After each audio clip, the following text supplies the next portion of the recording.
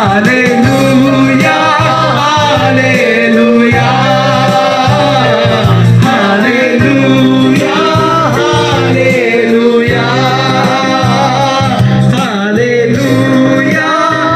hallelujah,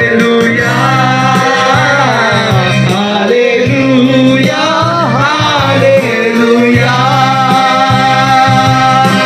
சிலுவை சுமந்தோராய் சிஷ்யராகுவோம், சிலுவை சுமந்தோராய் சிஷ்யராகுவோம், சிலுவை வாழ்விலும் தாழ்மை தருவோம், நிந்தை சுமப்பீரும் சந்தோஷம் கொள்வோம்.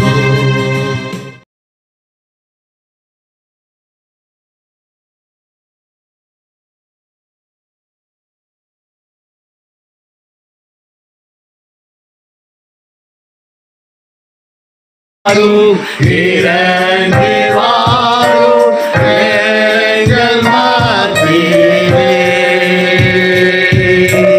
உண்மையான சேற்றிலிருந்து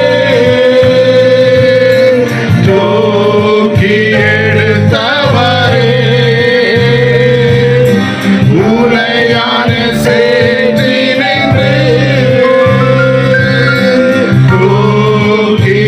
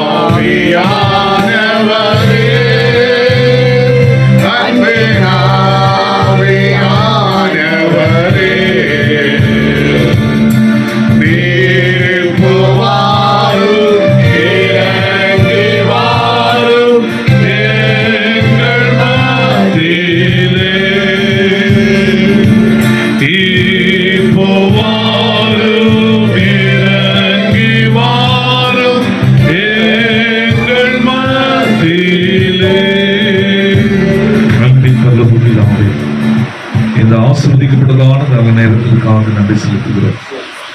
நாங்கள் எல்லோரும் ஒருமனப்பட்டு இந்த மேல் வீட்டு அறையில ஜெபிக்க கர்த்தர் கொடுத்த கிருபைகளுக்காக நன்றி செலுத்துகிறோம்.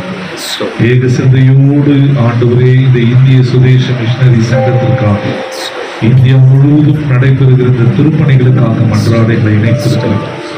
இந்த வழியிலும் சுவாமி தன்னாள்களாக தன்னை அர்ப்பணித்திருக்கிற அருமையான ஜெபராணி சகோதரியை உடைய கரத்தை நாங்கள் ஒப்புடுகிறோம். யாரை நான் அனுப்புவேன், யார் என் காரியமாய் போவோம்? ஒரு ஏக்கமான அந்த குரலுக்கு ஆண்டவரே, அந்த அங்கலாய்ப்பான அந்த குரலுக்கு கர்த்தர் ஒவ்வொருவரையும் அவருடைய இருதயத்தில் பேசி தெரிந்து கொள்ளுகிற கிருபைகளுக்காக நன்றி.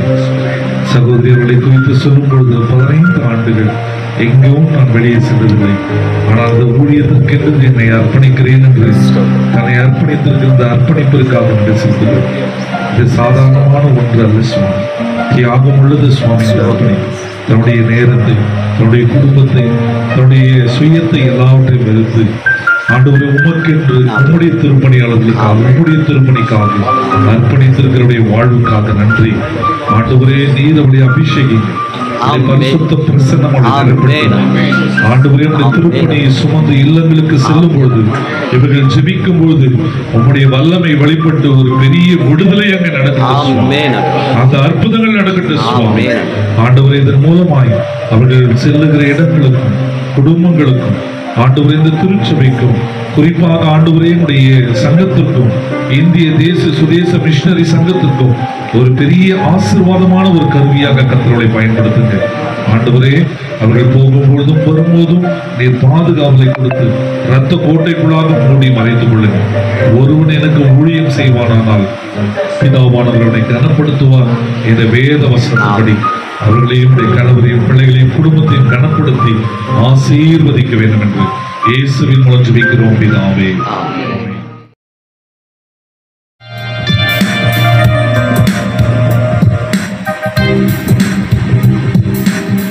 சாரோனின் ரோஜாவே, நாத்துமனேஸ்வரே, பல்கற்ற